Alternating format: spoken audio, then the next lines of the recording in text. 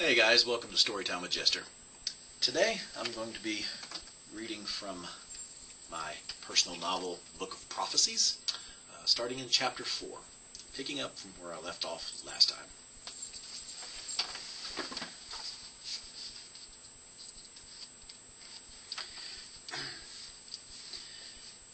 The next day, the group of adventurers Andor had assembled headed out for the castle.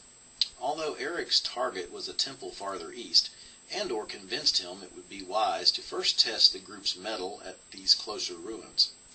As the group, which numbered 11, was preparing to leave, a large muscular man with long black hair and a scraggly beard rode up to the inn. He got off his horse, tied it to the post, and started inside. He stood at least 6 feet 4 inches and wore a cape of brown fur. He wore no armor, but carried a hammer and a large sword at his side. He cast a glance at Andor, who caught his gaze. His eyes were cold as steel and penetrated Andor's soul like a sharp knife. The barbarian said nothing and continued into the inn. The group mounted their horses and started towards the ruined castle. It was mid-morning, the sun was bright, and a cool breeze was blowing out of the south. Birds could be heard chirping their spring songs, and squirrels and the other woodland creatures could be seen scurrying about as the group passed by. After a couple of miles, the area began to sink and become boggy. The beautiful songs of the birds ceased and were replaced by weird wailings, croakings, and other strange sounds. The air was thick and rank, and tall marsh plants grew thick and made travel difficult, despite the clearing done by Hawkeye and his 2 friends the day before. Off to the left, the silhouette of the castle could be seen in the distance. The whole area seemed unnatural, almost as if it were sickly and dying. Even the trees seemed to be in a death grip from the strangling loops of creepers and vines. Jovan got off his horse and knelt down inspecting the mud. "Someone has been here this morning," he said. "Everyone, be on your guard." He continued afoot, leading his horse through the muck. As they approached the castle, they could see that it was definitely in ruins. The whole upper level was demolished, as was parts of the lower level. The drawbridge was lowered, and the gates had been battered down.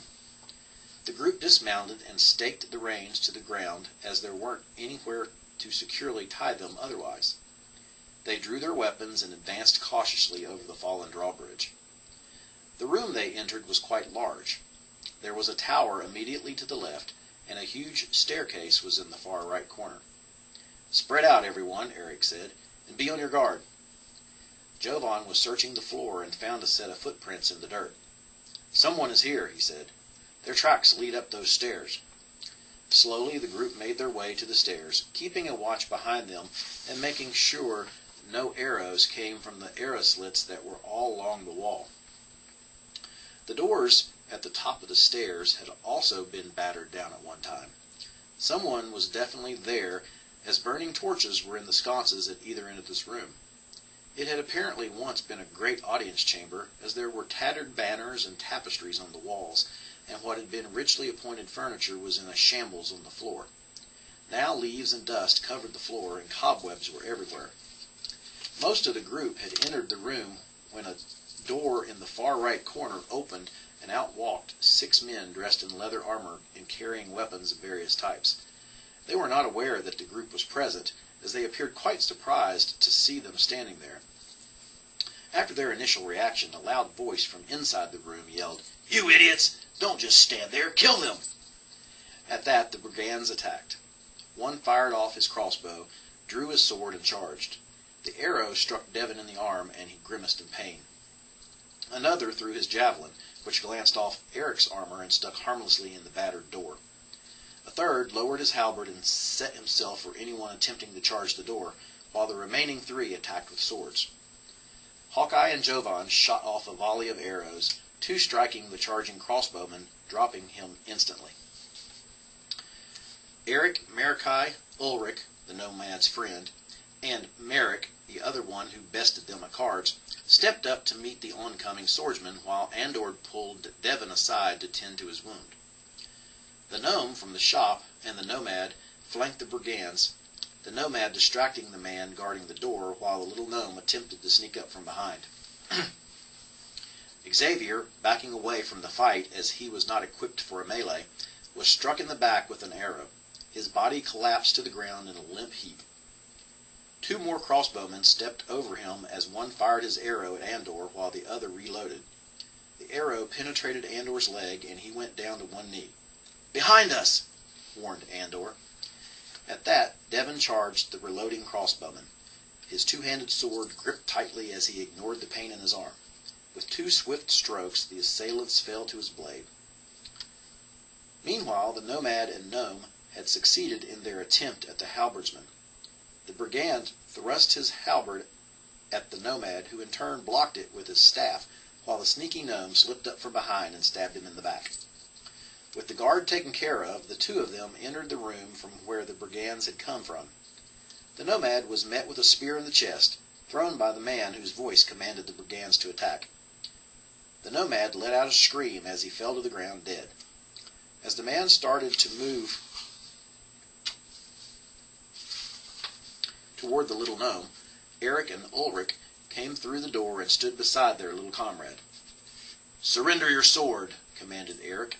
"Your band of thieves is defeated."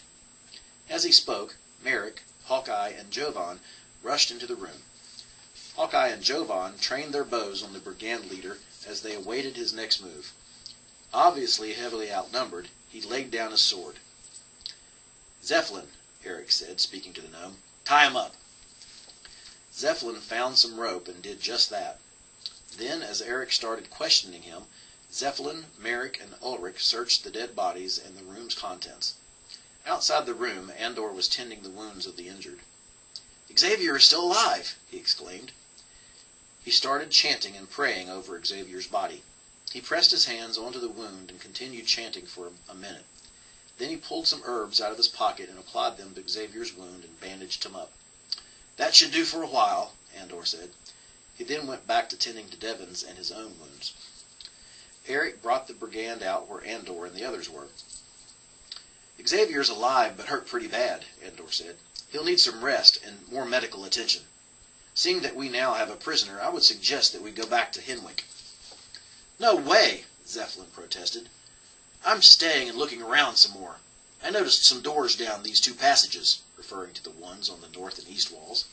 "I say we stay, and if the thug here gets in the way, I've got a dagger that will take care of that. As for the mage, well, if he croaks, then that's more treasure for the rest of us." Just then, from the room they had captured the leader, came a voice in panic. "Help me!" Everyone turned to see the card shark some knew as Fendrel running out of the room with the look of sheer terror on his face. A creature with the face of a hyena but standing erect like a human stopped at the door, raised his bow, and fired an arrow into the back of the fleeing Fendrel. Fendrel hit the ground with a thud, and, before anyone could react, the creature was out of sight. Andor rushed over to the motionless Fendrel to see if he was alive. "A gnoll," Ulrich said. "Where'd he come from? There weren't any doors in that room." Eric and Jovan ran after the gnoll. Hawkeye, turning to the brigand leader, demanded, "Okay, where'd he come from? Answer me, or I may just let the gnome have his fun with you." "I don't know," said the brigand. "We have only been here a few weeks. I knew nothing of any other exit from that room." "Fendrel's dead," Andor declared. "What was he doing here?" asked Devon. "I saw him and some other man riding out of town shortly before we did," Andor replied. "Well, that was Rowley," Ulrich said. "He must still be here somewhere." Eric returned and reported, "There is a secret passage with stairs leading down. Jovan's waiting for us at the top. Andor, Devon, you 2 stay with Xavier and the prisoner. Lock and bolt the door behind you. The rest of us will see where this passage leads." The group met Jovan and proceeded cautiously down the stairs. It was dark and dank in the passage, and Jovan had to light a torch so they could have light to see by. The stairs ended at the bottom in a 10-foot square room with no apparent exit. Zeppelin made his way down to the bottom and started inspecting the walls of the little room. "There's a secret door on the wall," he said. "Hold up," said Jovan. "Tracks are leading through this wall," pointing to the wall opposite. He searched the wall for any catch that would open a door. He soon found one, and a door swung open, revealing another set of stairs leading down. "This way," he said. They continued on for about another 30 feet before it forked into two different directions. "Now which way?" Zephlin asked Jovan, incensed at being overruled about the secret door. Jovan, ignoring Zephlin's jibe, checked for tracks again. "There are tracks in both directions, but the only ones that go back up where we come from there," he said, pointing north. "Hawkeye, you stay back and protect the western passage while we see what lies north," Eric instructed. They continued down the passage, which twisted and turned until it opened into a room. The room had 3 doors on its north wall and a passage leading east. They started spreading out in the room, and suddenly 2 of the doors sprung open and arrows came flying out, hitting Jovan and Merrick. From the eastern passage came 7 gnolls, shouting their war cry and swinging battle axes. Jovan loosed his arrow at the gnoll that shot him, hitting him squarely in the chest and knocking him back against the wall of the little room he was in. Eric, yelling for Hawkeye, turned to face the oncoming gnolls. Hawkeye, hearing Eric's cry, ran to the aid. Ulrich met the gnolls with his own battle axe. Zephlin pulled out his hand crossbow and fired it at the gnoll that shot Merrick. The arrow caught the gnoll in the throat. Merrick also met the oncoming gnolls, arrows still sticking out of his arm. 2 of the gnolls passed the rest of the group to get to Jovan and Zephlin, while the rest battled Eric, Mordecai, Ulrich, and Merrick. Hawkeye came running into the room and loosed 2 arrows, felling the 2 gnolls attacking Jovan and Zephlin, who in turn joined the fray. The gnolls were little match for Eric's group, as they fell almost immediately. Zephlin then searched the room the gnolls came out of. Behind one of the doors the gnoll archers were hiding behind was a long passage that led north. Upstairs, Andor was still tending to Xavier's wounds when Devon couldn't stand it anymore. "I've got to go help. They may be in trouble," Devon said. "If they are, your healing powers will be needed." "I can walk," said Xavier. "Leave the brigand here. He's not going anywhere." "Let's go then," Andor said. Back downstairs, after searching the room, Zephlin searched the bodies of the gnolls. They had some copper, silver, and a few gold coins. Finding nothing else, the party regrouped and decided to go on. "What about this door?" asked Merrick, pointing to the door in the middle that had yet to be opened. "Hawkeye and Jovan, get your bows ready," Eric said. "Zephlin, open the door." When he opened the door, a bare stone wall stared him in the face. In the distance, a loud clangor sounded. Zephlin searched for a secret door, but found none. As they started to go down the passage, Andor and company entered the room. "We thought you might need some help," Devon said. Seeing that Jovan and Merrick were wounded, Andor took out some more herbs and went to work. "Did any of you see or hear something on your way to us?" Eric asked Devon and Xavier. "When we came to the fork in the passage and started down the one that led here," Xavier replied, "a large grate fell and blocked the passage that goes to the level above." "We need to be watchful of traps and tripwires then," Jovan said. "There may be other surprises waiting for us." When Andor was done, the group again started down the passage. After a short distance, they noticed another passage branching off to the left. "Should we continue on or try this way?" asked Jovan. "Stay here for a minute," said Zephlin. "I'll check it out for a ways." "Here," Jovan said, handing him the torch. "Take this." "What for? I can see perfectly without it," replied Zephlin. He disappeared into the darkness, and a few minutes later returned. "The passage goes on for about 100 feet and ends in a door," he reported. "Since you're hurt, Jovan, why don't you guard that passage and the rest of us will continue on this way? I saw some stairs leading down." "No," replied Jovan. "This time we're all going together. Since you have such good vision in the dark, why don't you take up the rear and keep an eye out behind us?" "Fine," sneered Zephlin, and he went to the rear as suggested. They continued on their way down the passage. The temperature seemed to get slightly cooler as they neared the steps. Off to the right was another passage that went for several feet before turning out of sight.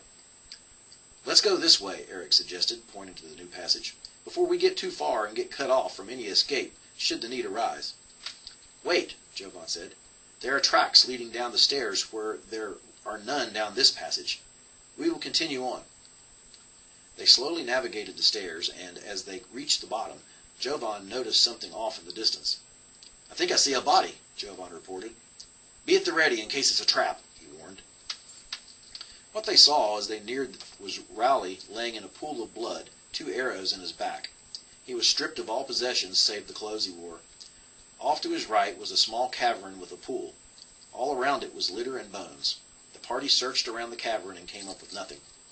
Just as they were about to leave, Ulrich spotted something in the water amidst a heap of bones and a skull. "There's something shiny down there on the ledge," Ulrich said. He took a step into the pool to retrieve the object. "Look out!" warned Jovan, but it was too late. Giant pincers grabbed Ulrich and pulled him under. Ulrich struggled, but the giant crayfish's grasp was too strong. The party fired arrows into the water in hopes of killing the monster, but neither the crayfish nor Ulrich resurfaced. Hawkeye and Jovan readied their bows as Marikai reached into the water and searched through the pile of bones and under the skull. He retrieved a couple of trinkets and a bone tube. Not knowing when the crayfish may come back, they departed the cavern and went down the side passage at the top of the stairs. Chapter 5. Not until they were halfway down the passage did anyone notice that Zeppelin wasn't with them. "Where's Zeppelin?" Marikai asked. Everyone turned around to see the little gnome wasn't there. "Maybe the little bugger noticed some treasure and slipped off so as to keep it all for himself," said Merrick. "Well, if that's the case," said Jovan, "he'll catch up to us. Let's continue on this way." Marikai opened the bone tube he had found and discovered a scroll of some sort. He unrolled it, only to find that it wasn't written in any language he could understand. "Look at this," he said to the collective group. "What do you have there?" asked Xavier, his eyes gleaming at the sight of the scroll. "It's some sort of magic. It's some sort of scroll with strange writing on it," replied Marikai. "Let me look at it," Xavier requested. Marikai handed the scroll to Xavier. "The scroll is magical," Xavier said. "This will come in handy if one knows how to use it. May I?" he asked of Marikai. "Sure, go ahead," Marikai said. "It won't do any of us any good." The passage opened into a room. There were niches all along both north and south walls. Some contained splintered coffins, wrappings, and bones. The rest were empty. The east opened into an even larger room that ran north and south. The whole area must have been a burial chamber. Andor and Eric moved to the front of the party and pulled out their holy symbols. The two of them advanced towards the second room, while the rest followed. Jovan searched one of the niches. "The bones are gnawed and split," he said. "Something's been feasting on the dead bodies down here." The group entered the second room, and it was just like the first. However, squatting on the north end of this room were four hideous-looking creatures. Their faces were hollow, and their complexions were a pale gray. They had long tongues that hung between long, razor-sharp teeth. Their nails were long and sharp, like claws. They were in the process of devouring a corpse. The flesh was all gone, and they were licking the marrow out of the bones. "Ghouls!" yelled Andor. Eric and Andor approached the creatures, thrusting their holy symbols toward them in defiance. The ghouls cowered back, apparently not wanting to get anywhere close to the holy duo. "Back, ghouls!" Andor commanded. "Back, foul creatures! Back, eaters of flesh and marrow! In the name of St. Columba, I command you, back!" The ghouls turned and fled through a hole in the back of the crypt. The back had been broken out and opened into an earthen tunnel. Eric and Andor followed for a short way. The area was foul and damp, and they had to walk bent over as the ceiling was only about 5 feet high. It opened into a cavern where in the middle was a pile of bones and skulls. Behind the heap, a trail of gold pieces led to an even smaller tunnel, this one being only about 3 feet high. "Search the pile," Andor said. "I'll keep an eye on that tunnel while you do." Eric finished searching and came up with hundreds of silver coins, several vials, and another scroll. When they gathered up everything they had found, they went back into the burial chamber where the rest of the party were waiting. "What happened?" asked Merrick. Andor showed everyone what they had found. He uncorked one of the vials, touched his finger to the liquid inside, and tasted it. After repeating with the other vials, Andor said, 7 of these are holy water." He then passed one to each member of the group, then unrolled the scroll and looked at it. "It's a protection scroll warding against ghouls," he said, and handed it to Devon, who was the closest. "This should go to someone else," said Devon. "I can't use it." "I'll take it!" exclaimed Merrick as he snatched it from Devon. Devon grabbed Merrick by the arm, pulling him close and saying, "Do that again, and I'll skewer you like a kebab." For the first time, Merrick caught a glimpse of Devon's face. What he saw sent a chill down his spine. Yeah, sure, whatever you say." "Even a fool, when he holdeth his peace, is counted wise," Andor said to Merrick. Then turning to Devon, he said, "A fool uttereth all his mind, but a wise man keepeth it in till afterward." Not knowing the contents of the 8th vial, Andor gave it to Xavier to test at a later time. They went back south the way they came in order to go down the passage they bypassed. They had no longer entered the passage when they were greeted by a hail of arrows. As Eric and Marakai were in front, the arrows just bounced off of their plated armor. At the end of the passage, some 50 feet away, were 6 men dressed in black tunics and cloaks, with gold eyes of fire embroidered on both, and armed with crossbows. 2 were kneeling, 2 were crouching, and the other 2 were standing in the rear of this 10-foot wide passage. "They're reloading," Eric said. "Charge them!" Eric, Marakai, Jovan, Hawkeye, and Devon all charged, swords in hand. Merrick stayed back with Andor and Xavier. The lead crossbowman fired another volley of arrows while the others drew their swords. The arrows again missed their targets, and the crossbowmen withdrew while the swordsmen advanced on the charging warriors. The two sides clashed in a mass of swinging blades. Eric and Marakai slashed their way through and charged the 2 crossbowmen that, by this time, had dropped their crossbows and also drew their swords. Instead of meeting the charge, they threw open the door that was behind them, releasing a spear trap. 2 spears hit the surprised duo, one slashing Eric's shoulder and the other penetrating Marakai's leg. The cloaked fighters then rushed Eric and Marakai, hoping to finish them off in their weakened state. Meanwhile, Devon, Hawkeye, and Jovan were still battling the other swordsmen. "What are you waiting for, Merrick?" asked Andor. "Go help them." "That I will," Merrick replied, and off he went into the fray. "I'm coming, comrades!" he yelled. With that he stabbed Devon with his sword. Devon clutched his side and went down on one knee. Andor, seeing this, started going to the aid of his betrayed friend when he heard footsteps running down the passage behind him. He turned to see Zephlin, now wearing a crimson cloak with the golden eye of fire, leading a group of rather large, furry creatures also clad in black and wearing cloaks with the eye symbol. They were armed with warning stars and were almost on top of Andor and Xavier. "Xavier!" Andor yelled in warning. Xavier had already seen the reinforcements and had pulled out a scroll and began to read, chanting words unrecognizable to the average ear. Just as the Mumus were about to strike Andor, a cloud of gas appeared around the Mumus, and they began to choke and wheeze, dropping their weapons and falling to the ground. Zephlin was caught in between the cloud and Andor, who had wielded his mace, bracing for what he thought was the last of his days. Instead, he swung the mace and struck Zephlin in the head, knocking him to the ground. Zephlin lay there motionless, blood trickling down his face. Andor turned to Xavier and smiled in relief. "Great timing!" Andor exclaimed, and rushed past him towards the other battle. Xavier stayed and pulled out a small pouch, preparing himself for when the gas would dissipate. Jovan and Hawkeye were covered in blood, both of theirs and that of their assailants. Finally, the last of the guards they were fighting fell to the ground dead. Devon had managed to hold off Merrick long enough for Andor to arrive. Andor's distraction allowed for Devon to exact revenge and make good the promise he made Merrick earlier. Merrick let out a gurgling sound as Devon's broadsword went right through him. Devon held it there for a minute as Merrick's body convulsed and he sputtered his last breath. Eric and Marakai were having an easier time of it than the rest of them had. However, right before the last guard fell, he made a weird howling sound. As his limp body hit the ground, more voices and footsteps could be heard approaching from behind the door. Hawkeye and Jovan stepped through the door, bows in hand. Simultaneously they drew back their strings and fired their arrows at the oncoming guards.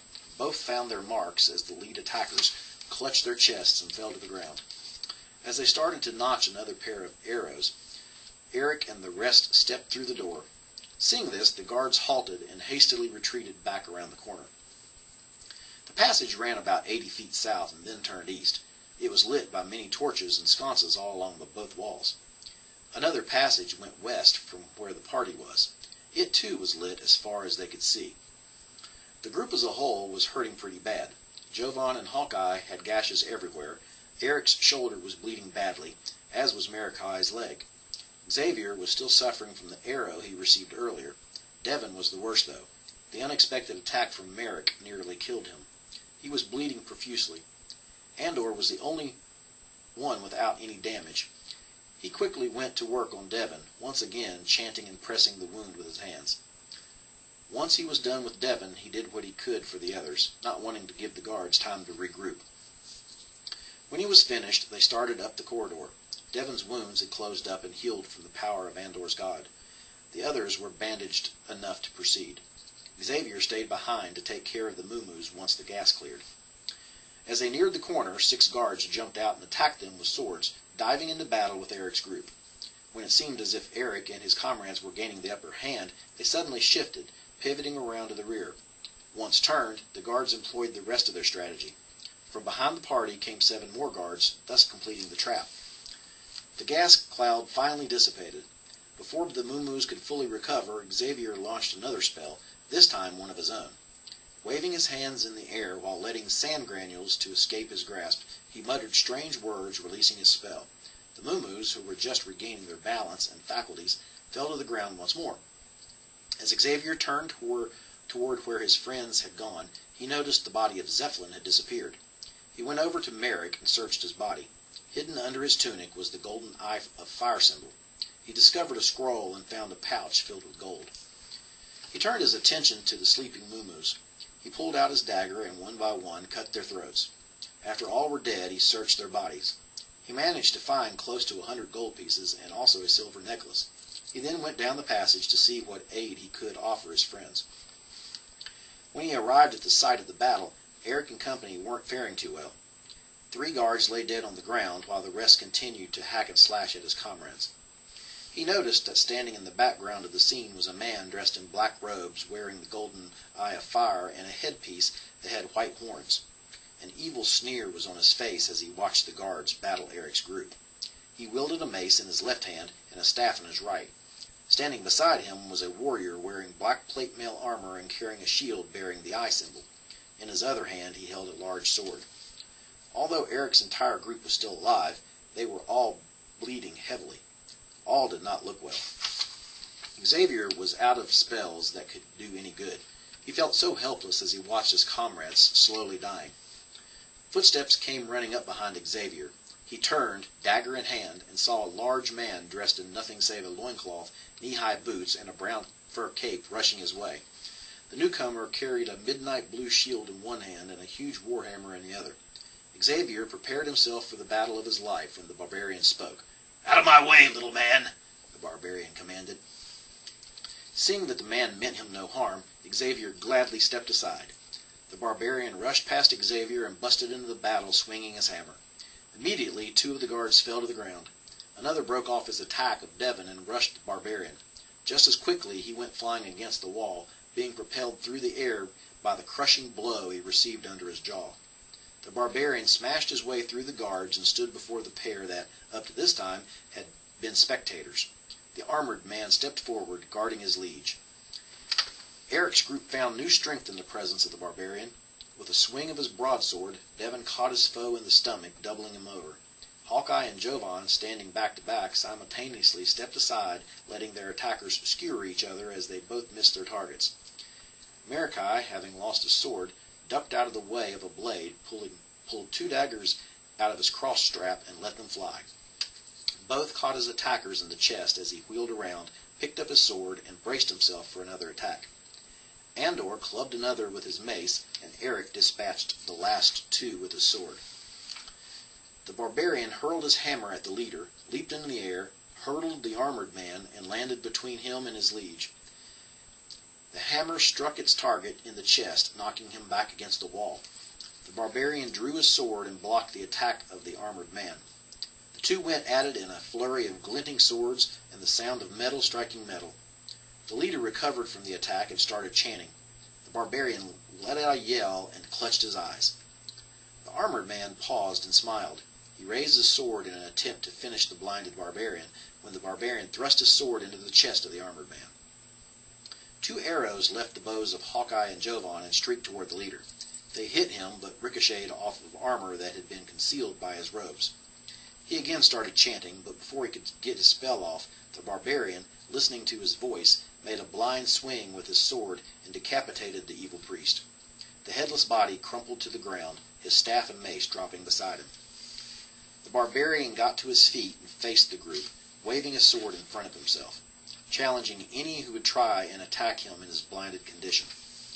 Andor took a step toward the barbarian and spoke. "Friend, we will not harm the one who aided us in our time of need. I am Andor. I saw you at the inn in Henwick. Let me help you." Andor reached out and touched the barbarian's shoulder. "What are you called?" he asked. Somewhat put at ease, the barbarian replied, "I am Thorfinn. What happened to the thief?" "We killed all the brigands who were hiding out in these ruins," answered Eric. "Nay, not them," Thorfinn countered. "I was searching for a gnome. I tracked him to your village. The innkeeper said he left for these ruins early this morning. Where is he?"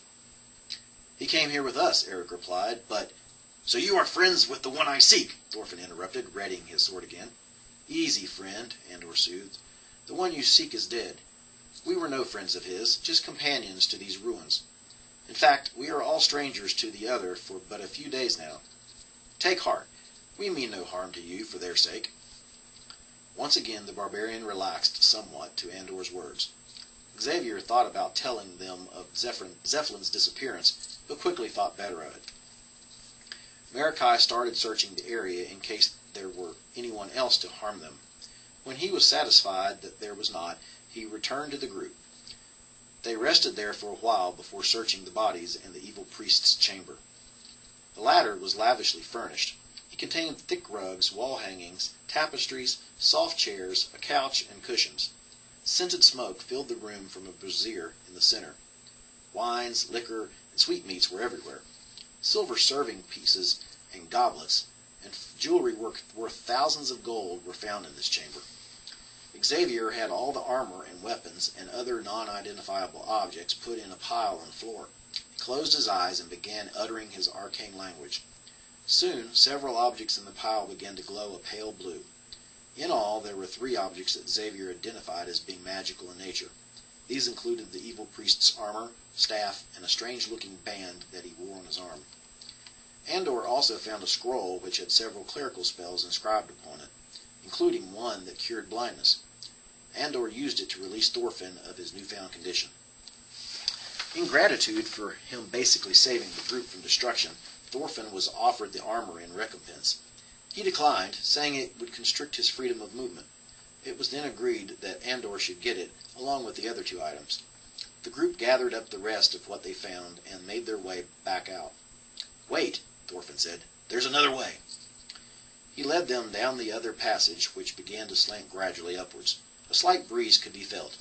It ended in a narrow opening amidst rocks, thick briars, and brambles. They were outside. Chapter 6. As the sun began to fall beyond the horizon, the lights of a small village could be seen in the distance. The girl pulled the cloak tight around her and made haste to the village. She was determined not to spend another cold night on the hard ground. As she neared the village, one building in particular stood out. In the near darkness, the lights shining from its many windows gave it a gaudy appearance to the otherwise humble-looking village. Inside, the inn was boisterous and lively.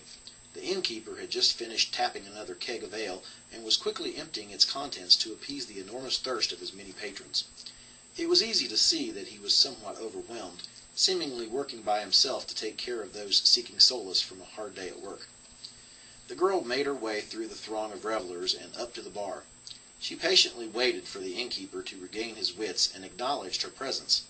"Ah, Fraulein," the innkeeper said, "what can I get you?" "Actually," the young girl answered, "it's more likely, what can I do for you? You look like you could use some help. You ever served in an inn before?" Before she could answer, he continued in his desperation. "Oh, what does it matter? You're hired. We'll work out all the particulars in the morning." Handing her an apron, he said, "Here, put this on." She barely had time to don the apron before he was handing her a tray of drinks and ushering her away. After all the patrons had left for the night and the innkeeper and girl had finished cleaning up, the innkeeper inquired, "Do you have a place to stay?" "I just arrived in town," she replied. "You done good. You're welcome to stay the night in the servants' quarters." "I accept," she said, relieved. As she settled into what would be a much warmer sleep than the past few days, she thought to herself, "This will work out just fine."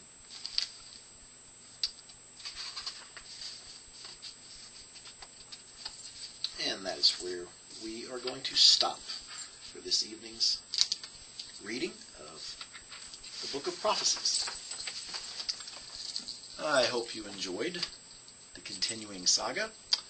I will be reading every Wednesday night until we are done. If you get impatient and want to read this further and not have to wait for my Wednesday night readings, you can go to the About section in my YouTube channel here, and there are links to follow to get this either in the hardback edition, paperback edition, or the ebook edition. That would help me immensely if you would purchase one of those.